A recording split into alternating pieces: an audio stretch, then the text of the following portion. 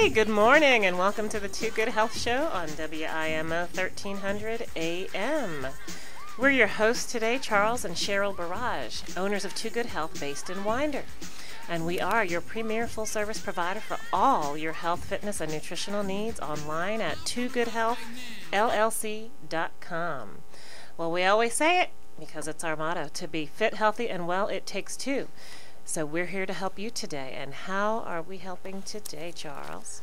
Today we're going to talk about nutritional supplements. And good morning, everybody. Oh, that's a pretty controversial subject today, Charles. Are we going to end up duking it out? Perhaps. Well, since it is such a controversial subject, I am willing to bet that there are some good questions out there. So we always want to invite your questions. As Charles is saying, well, I don't know. It depends on the question. We want to invite your questions. Please give us a call here at the station, 678-963-5482. Again, that's 678-963-5482. Well, I know, Charles, it's going to be hard to put into a half-an-hour capsule what folks need to know about supplements, the do's and the don'ts. Goodness. You can probably only do like one do and one don't. Actually, what I'm going to do today is I'm going to talk about some of the benefits of supplements. Talk a little bit about why we may need to take them. I'm going to talk a little bit about actually what we are taking in terms of vitamins and minerals and the importance of those. But I'm also going to talk about some of the things, just what the research is starting to say. And again, the research has been speaking for years and years. Yeah. But we do know some things now, a little more than perhaps we knew, a couple of years ago. Mm-hmm. So I want to talk a little bit more about what the research is saying and how we are to interpret it, and perhaps how we are to look at our supplementation of our diets with whether it be vitamin and mineral supplements or other types of supplements too. Okay, sounds good. Now, why don't you, I guess, it seems like something that would go without saying, but you have just a simple, basic definition for supplementation. It's a big word. Yes, it is. What is it supposed to mean when we hear that? Well, there are pretty much nowadays there are supplements out there for various things, and not necessarily just for nutrition. Right. There are supplements that people will take to help with certain health conditions. If they're struggling with something like diabetes, or they're struggling with high blood pressure and other things, they may take some type of nutritional supplement that's not necessarily just vitamins and minerals. And so there's lots of herbs out there that people might take. And there's also certain formulations of things that people might take that might improve or help control the condition. Right. So, but the key when you look at supplements and what we might define them as is typically we would define them as something that complements one's normal diet. So essentially the diet is something that is a staple because we need to eat, right? And for years, it was commonly believed that our food is what provided us with the essential nutrients and ingredients for us to function effectively. And that is still true today. We always have to look at the diet. The diet is critical. When we wake up in the morning, we have to make a decision about what we're going to eat. And what we eat will ultimately determine how well we feel, and how well we do during the rest of the day. So if I don't eat for a given day, it's a good chance my energy levels will be quite low, and I may suffer in some way.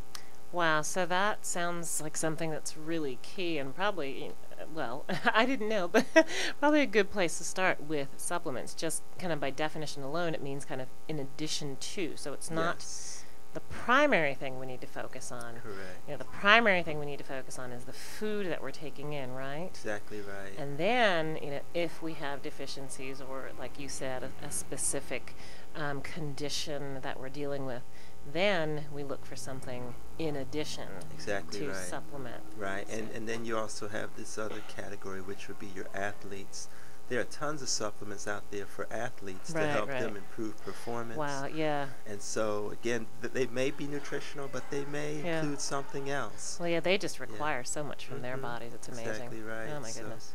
So that's kind of where we'll start. And the one thing I wanted to talk a little bit about is the nutritional side, because I believe that, and Too Good Health believes as well, that our core and basic nutritional needs have to be taken care of before we can start looking at other things.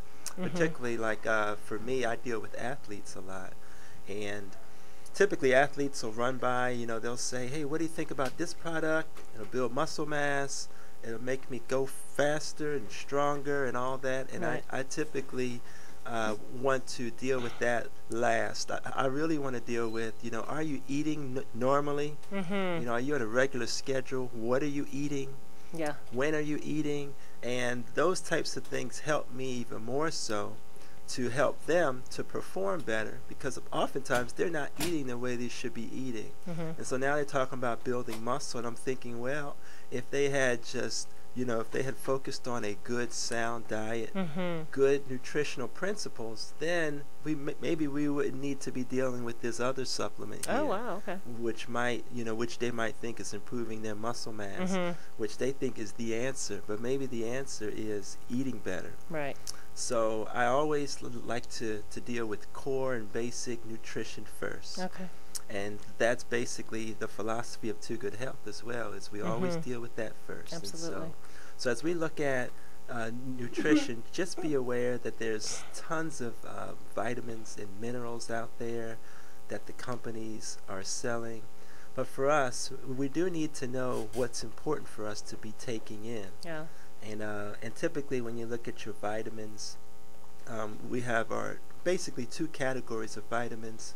We have our water-soluble vitamins and our fat-soluble vitamins. And typically your water-soluble vitamins will be your vitamin C, and then you'll have all your B complexes. And you know what some of those B complexes are, right? Oh, I think if you put her on the spot again. Let's see. Well, we've got the the numbers. You got B1, B5, 6. Then there's the thiamine, riboflavin is a B. Ooh, he just brought me a cheat sheet. All right. I had to help her out. She was drowning in the water. Folic acid, biotin. I got most of them right. Yeah, you did B1, good. 2, niacin, and niacin there. Is niacinamide also a B, or is that something else? Yeah, it's part of that family. Okay, there we go. And bees are really important to me. I need bees. I mean, I feel the difference if I don't have my bees. So I supplement bees. I need a little bit more bees than maybe the average gal, my age and size. So I supplement bees. Yeah. So yeah, you have those water-soluble vitamins, and then you also have your fat-soluble vitamins, which would include vitamin A, vitamin D, D as in dog, vitamin E as in Edward, and vitamin K. And those, again, we usually, that includes about 13 particular vitamins that we would say would be essential for us. So what do you mean when you say fat soluble? I think we can all figure out what you mean when you say water soluble. You need to have, the water in your system. But what do you mean by fat soluble? Typically, when you look at the difference between a water soluble and a fat soluble vitamin, the water soluble vitamins, essentially, these are the ones that cannot necessarily be stored